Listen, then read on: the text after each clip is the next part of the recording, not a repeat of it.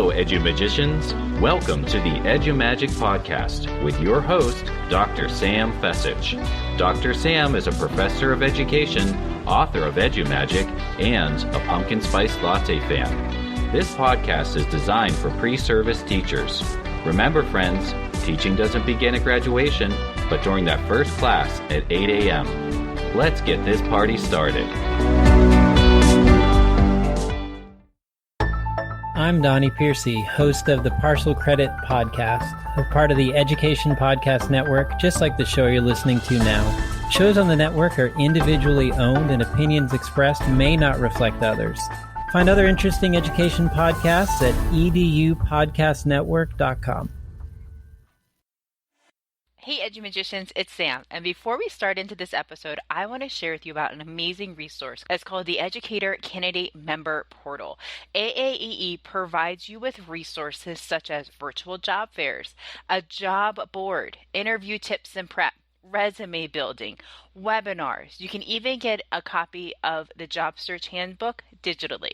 So head on over to aaee.org and create your free Educator Candidate Member account today.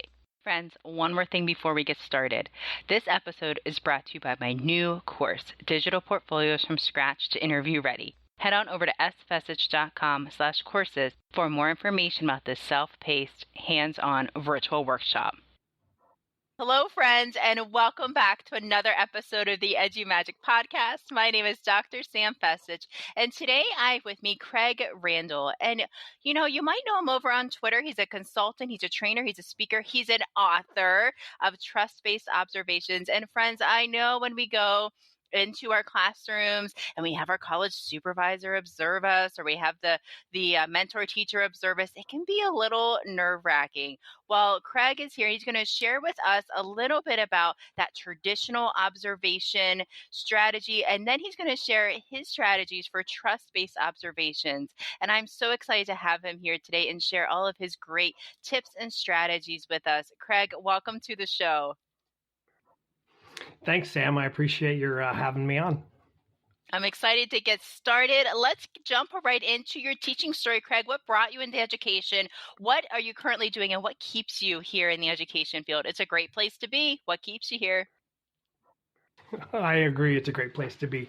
Well, I think I have a fairly eclectic, non-traditional educational pathway. I started off as an elementary school counselor, and I did that for a number of years and even did middle school counseling. One year I worked actually in the classroom with a severe behavior disabled class of middle schoolers that everyone but one had actually been adjudicated. And that was a crazy, crazy year. And then, but at the same time, a lot of times in education, you coach on the side and do other extracurricular activities involved in the school clubs or whatever. And I coached basketball, and along the way, an opportunity to coach at the collegiate level as an assistant coach at a small school arrived. And so I actually detoured and did 7 years of small college basketball coaching, and then just not fully fulfilled.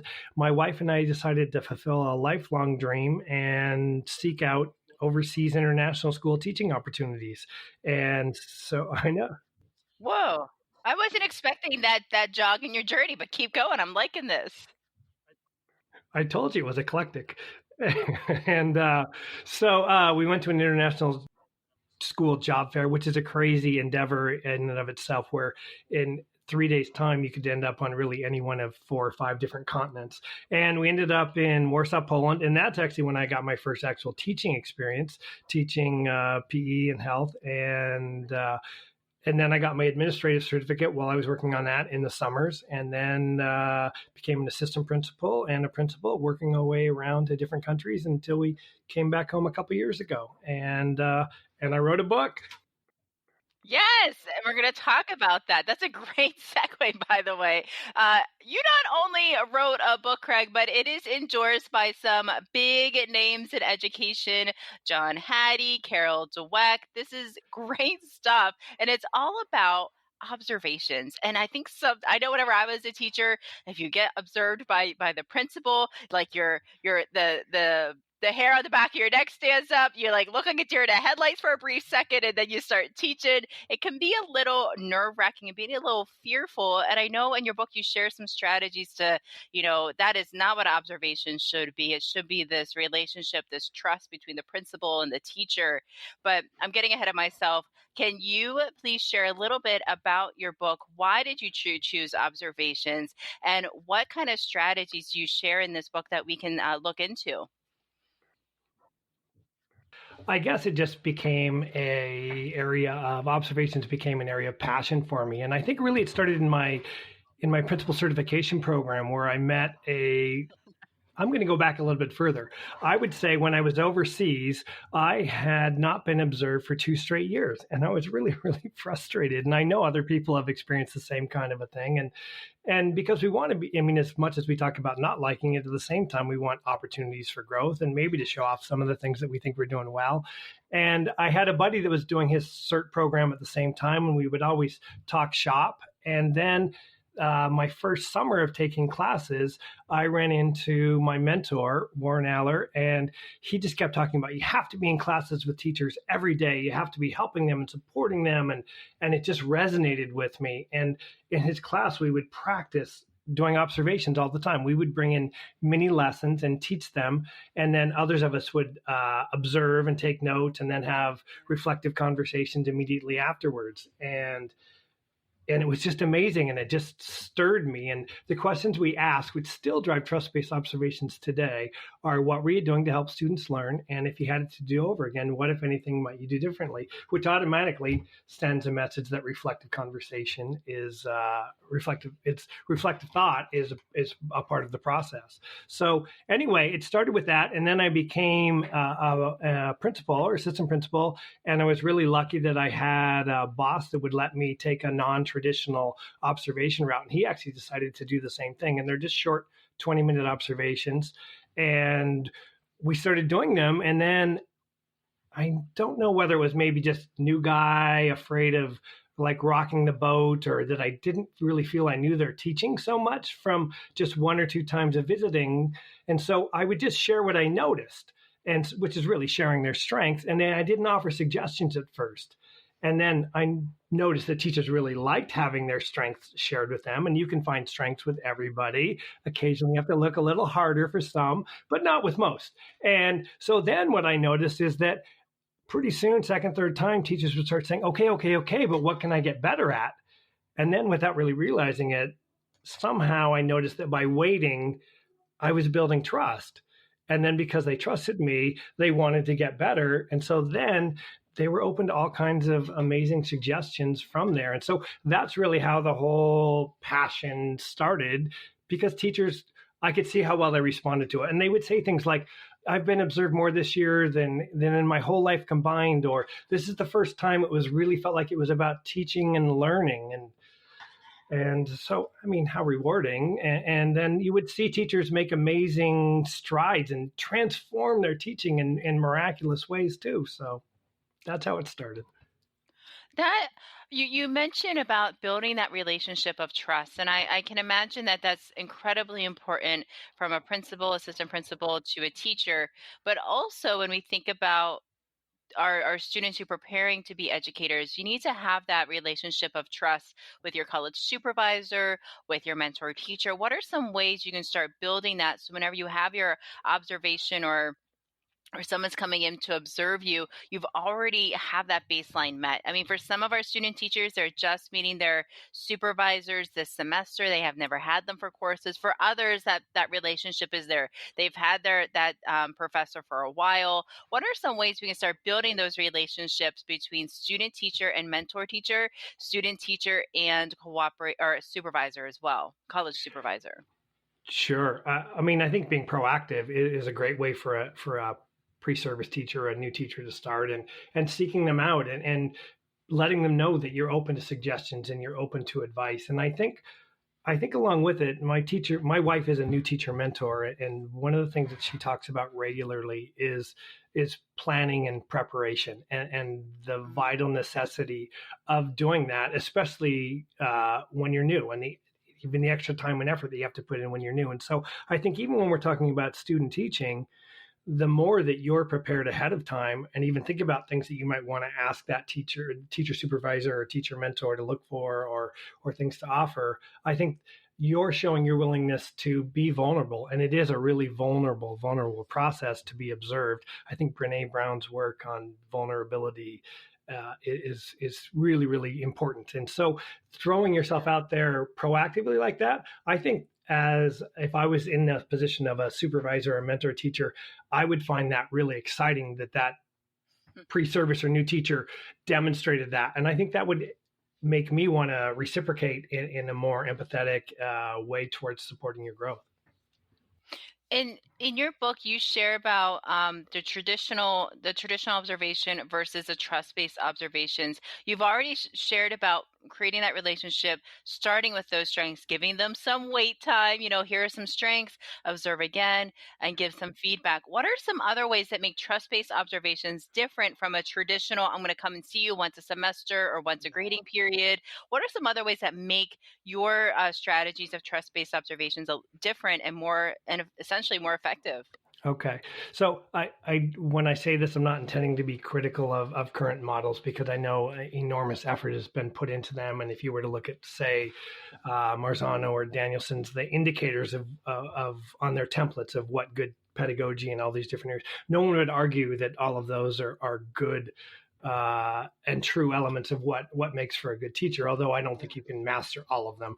And I think you can be amazing without mastering all of them. Frankly, I think you could be amazing at just a few of them. And so I think the traditional model, when you're seeing someone so infrequently, then it really becomes more about evaluation and not about growth, even though there's talk about growth. Because if neither one of us can accurately remember the previous observation conversation because it's been months, then how can I talk about like the last time versus this time and then offer next steps when it's been 4 or 5 months? That just doesn't work like that. And I think one of the huge issues with the current models is it's the rating of the pedagogy. And that's where I think the fear comes in, is that our jobs are on the line in rating, particularly of the pedagogy, because the pedagogy is really the heart of what we're doing. Not that the planning and all that isn't, but that's what we see, right? And so that's where we're pouring our heart into that as a teacher. And so as soon as that happens, we get fearful. There's actually a man named Matt O'Leary who's a researcher out of Great Britain, and he's really dedicated himself to the observation evaluation process. And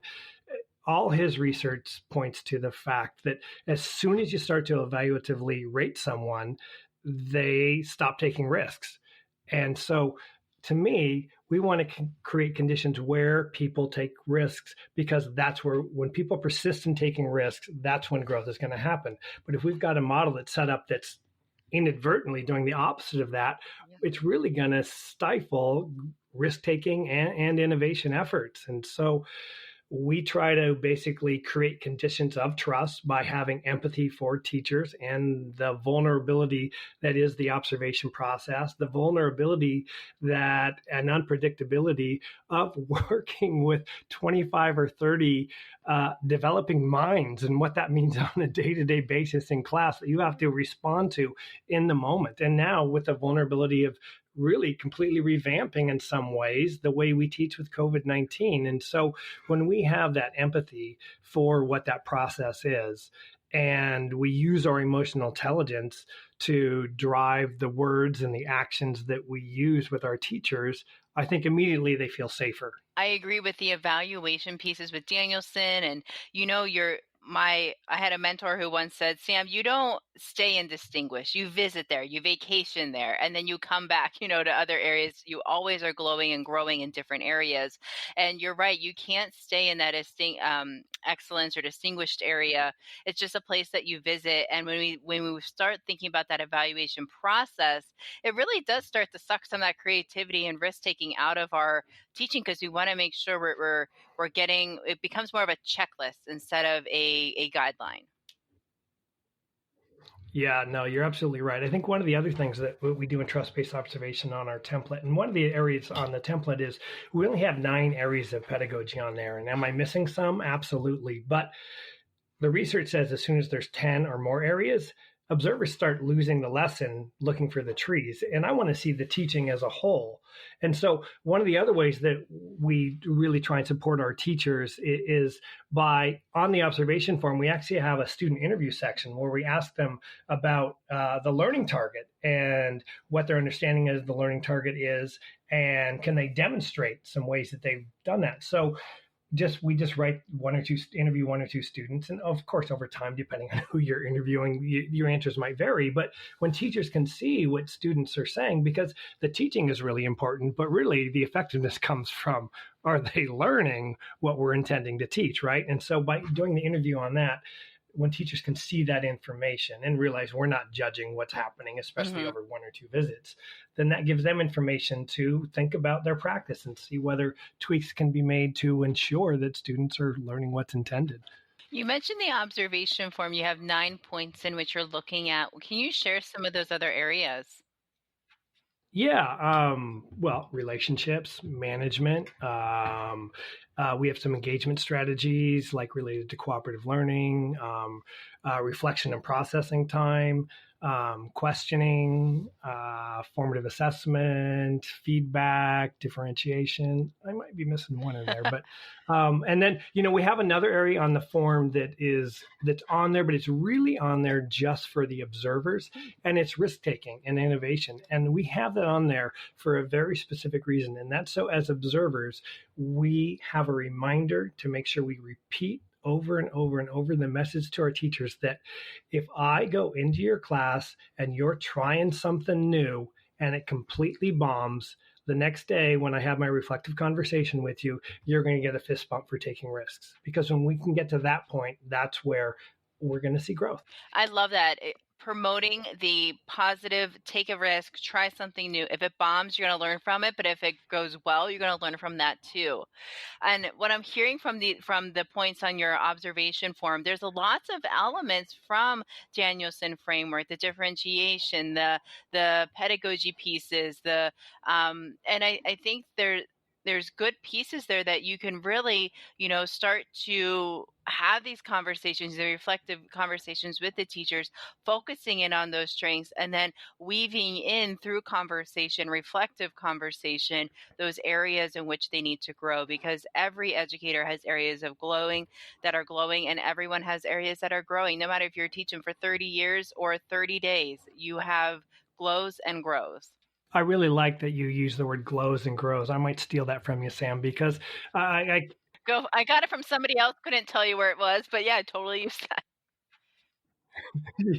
Right, but that's how it works, right? Show me a good teacher, I'll show you a good thief. And because I can't stand the word weaknesses, like areas for growth, areas for improvement, whatever you want to use, it's semantics, right? If we want people to grow, why put them in a position where we frame it negatively? Can't we frame it positively, like it's an opportunity? And people respond differently based on the way that we talk to them. It's so big.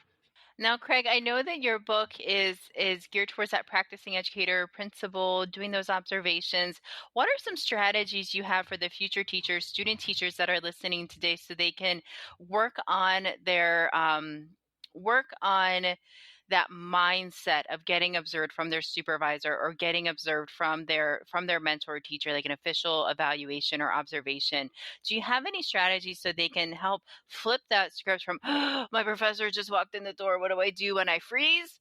Or, okay, this is a great growing opportunity. I'm going to try this one thing. If it goes well, that's okay. If it doesn't, that's okay too. I'm going to try this. I'm going to try that and just see what happens. Just kind of flip that script in their mind from to Yeah.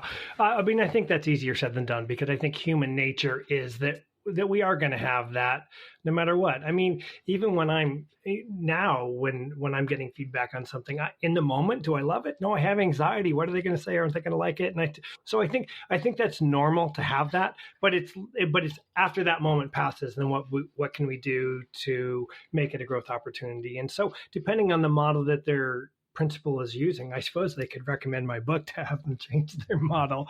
But and I'm semi-serious on that. But I think even if you have something, a principle that maybe isn't as proactively positive and it feels more evaluative, do your best to find the nuggets that are opportunities for you to grow, and do your best to identify and bask in the glow, or taking a moment to appreciate and give some self-praise for what were noticed as strengths. And even if you're at the beginning level, depending on what titles they give to your rating scale, it's unlikely that you're going to be proficient or above in all your categories, or innovative, or whatever terminology you want to use. But really, unless you're in that needs improvement area, for your first year teacher, you're doing great.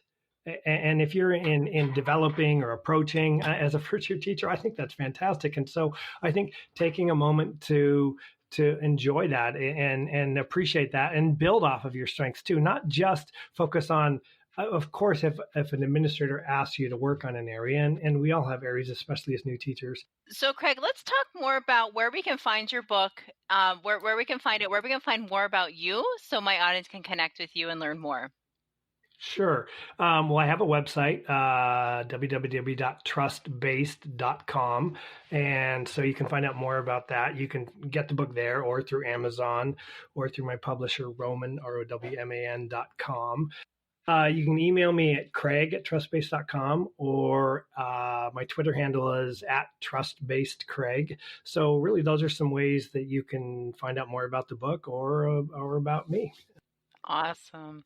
And friends, I went through and I was scrolling his Twitter, and he just has great stuff for encouragement, supporting new teachers, current educators. So make sure you go give him a follow over on Twitter and follow up with this conversation. I think there's so much value here, not only for our practicing educators that are listening, but also for our future and student teachers, thinking about that observation in a new way, trying to create that relationship, focusing on those strengths, those positives, and weaving in of areas that might need some growth, weaving in some strategies and some tips and techniques throughout it, through those small observation windows. I believe 20 minutes instead of just being observed once every 9 weeks or so, or even once a year. So Craig, I want to thank you so much for your time today. Is there anything else you'd like to share with my listeners?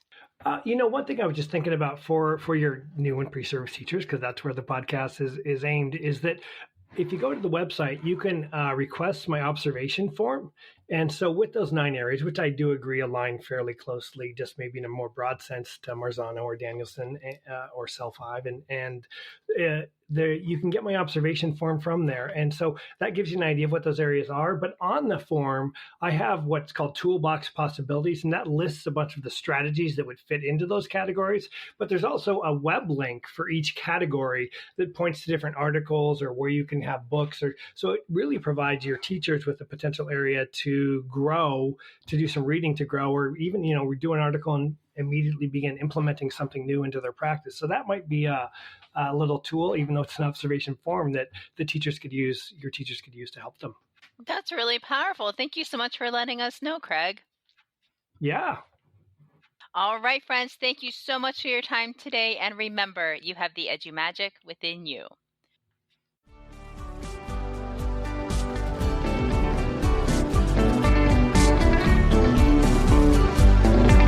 And there you have it, EduMagicians. If you enjoyed this episode, please subscribe and share it with your friends. For more EduMagic, check out sfessage.com and follow Dr. Sam on Twitter and Instagram @sfessage. Until next time, you have the EduMagic within you.